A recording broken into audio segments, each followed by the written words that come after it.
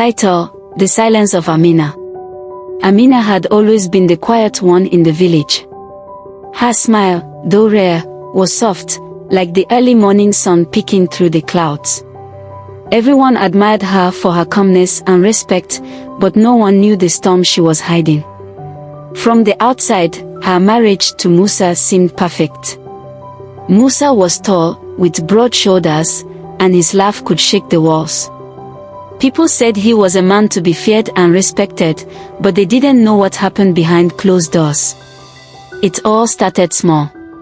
At first, it was the sharp words that cut deeper than knives. "You are useless, Amina," Musa would shout. He would shove her out of his way if she was too slow to cook or clean.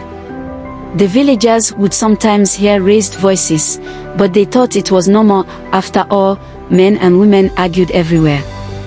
But Musa's anger was like fire, growing wilder each day.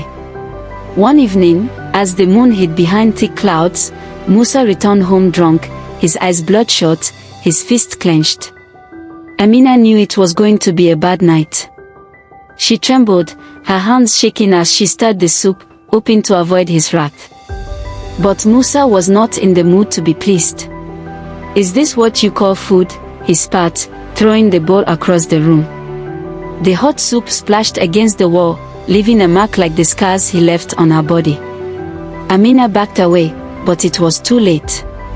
He grabbed her by the arm, dragging her like a rag doll. "You think you can disrespect me in my own house?" The blows came hard and fast. First her face, then her ribs. She screamed, but no one heard.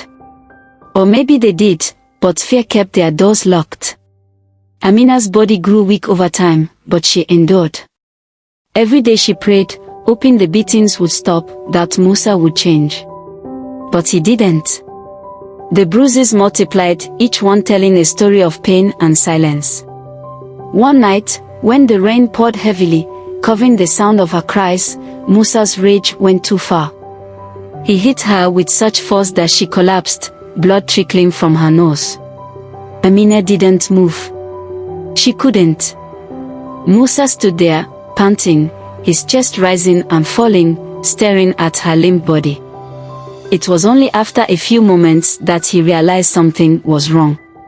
He knelt beside her, shaking her gently at first. "Amina! Amina, get up!" His voice cracked. But she didn't respond. Panic washed over him. He shook her harder, calling her name, but Amina remained still, too still. He felt for her pulse, his hands trembling, but there was nothing. Silence. Cold silence. In that moment, Musa knew he had killed her. The news spread quickly in the village. Amina was dead. Some whispered that she had been sick for a long time. But others knew the truth they had seen in her bruised arms, her swollen eyes. The police came and arrested Musa the next day. He tried to argue, to say it was an accident, but no one believed him.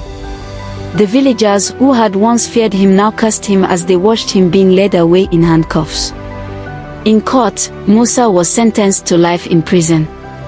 He sat in his cell, haunted by the memory of Amina's lifeless body, the sound of her voice forever silenced. But in the village, people began to speak up. The silence that had once protected Musa was gone, replaced by whispers of truth. The women of the village, inspired by Amina's story, began to tell their own tales of abuse, determined to never let another woman suffer in silence again. And though Amina was gone, her story lived on, a reminder that silence can be deadly, but courage can break even the darkest chains.